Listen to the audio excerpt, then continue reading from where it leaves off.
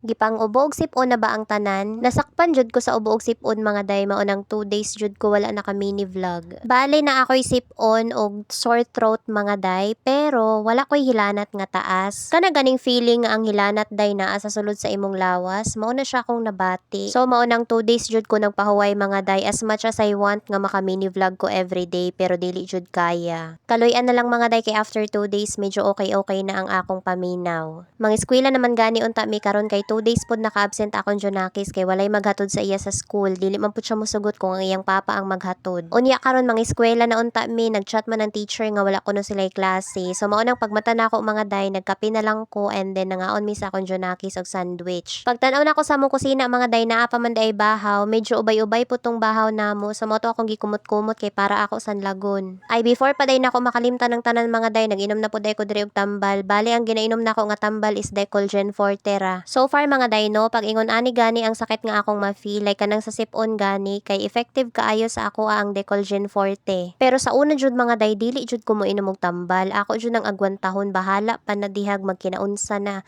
Pero karon mga day nga nagkaidaran nako moinom na kog tambal oy, kay na-realize na ako nga effective man pud ay pag moinom tag tambal. And of course, daghan og water intake. Anyway mga day, naa na day ko sa kusina diri kay nagprito ko aning bulad. Bali ni palit ra kog bulad sa among silingan, bali 10 pesos. Nahurutan naman gud kog itlog diri sa balay mga day, so mao nang ingon ko nga bulad na lang sa akong paliton kay wala pud ko diri kwarta.